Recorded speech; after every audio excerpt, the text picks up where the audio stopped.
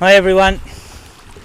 It's just a quick update. This morning I had to shut the first blog down fairly quickly because we had a guy that was injured quite badly. One of the Afghans that jumped out. We had a boat in first thing. He jumped out of the boat and he slashed his leg quite badly on the rocks.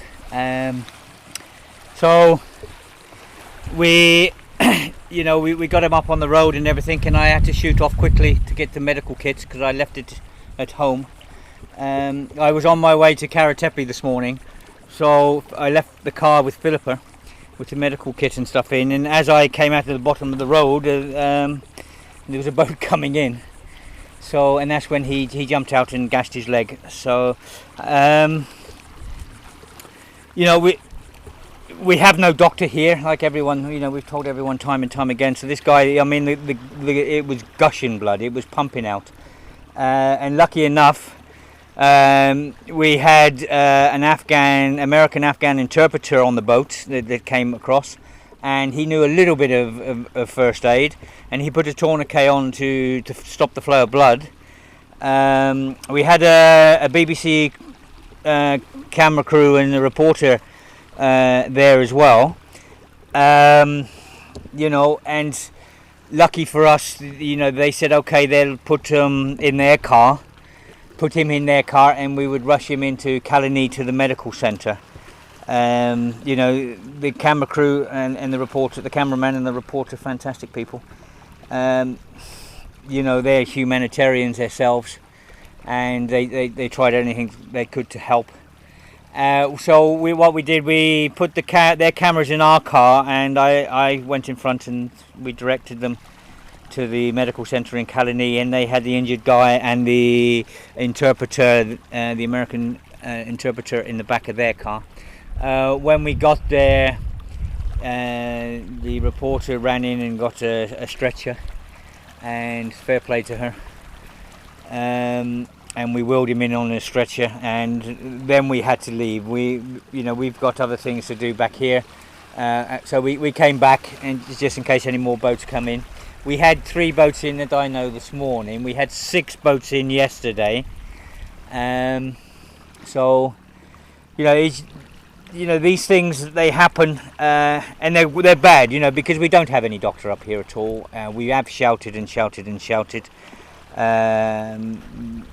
Yesterday I was on a radio channel, the BBC radio channel, and we had a UN person that says that they said they're on the island, and and they said that I don't know what the policy is of the UN.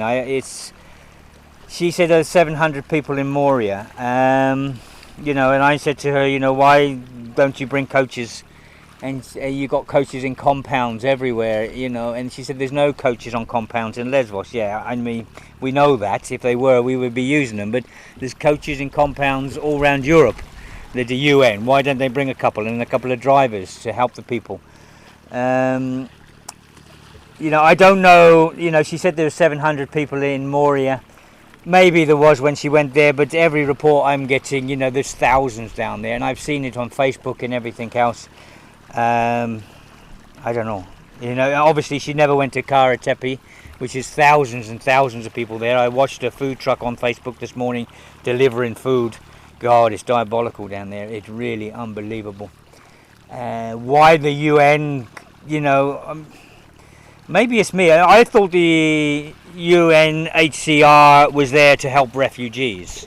Maybe I've got something wrong here. I'm only a woodcarver. I'm not a very intelligent man. But the UNHCR is the United Nations High Commissioner for Refugees. I thought they're meant to come to places where people needed help, and they help them. I've been shouting for months and months and months. The last time they came, they brought sleeping bags and hygiene bags. When we got so many people starving and hungry, and the Greek people don't have the money to feed them. I don't know. I naturally presume that they're there to help refugees and people in trouble, and I see people in trouble every day by the hundreds, and I know there's thousands more I don't see. I know these camps are absolutely diabolical. You know, the people are living in muck and filth, and there's sick children and sick women down there now. And the UN, as far as I'm concerned, are not doing anything. You know, well, they are. They bring sleeping bags in the middle of June and soak kits. I don't know. Maybe someone can put me right on this. Maybe they're not there to help. Maybe they're just there to look. But I thought they had stores of stuff and things like this, but for some reason they're not bringing them, they're not helping here. I don't know, maybe someone can come through and explain to me this situation, why the UN are not helping here. Maybe there's something I don't know about. You know, as I said, you know, I'm not a very intelligent man, but I thought they were there to help people, especially war refugees, and we have a lot of war refugees here. And we need medical supplies, we need food, we need clothing, we need tents, we need transportation, we need everything, you know. And I thought the UN was one of these bodies that can deal with this, but obviously they don't want to know, or obviously they're doing something, they mean something different to what I know. I don't know. Anyway, thank you again to everyone that's helped. I hope this guy's okay. I left him in the capable hands of the doctors in Caligny. And with the BBC crew, the lady and her cameraman, fair play to them. They've been absolutely terrific. You know, they know the situation here, and they put the guys in the car anyway, and took him down, knowing, you know, we weren't going to get a doctor and we weren't going to get an ambulance. We did phone, and we have no other help here. So, and they knew the situation, and fair play to them. And thank you very, very much, the pair of you.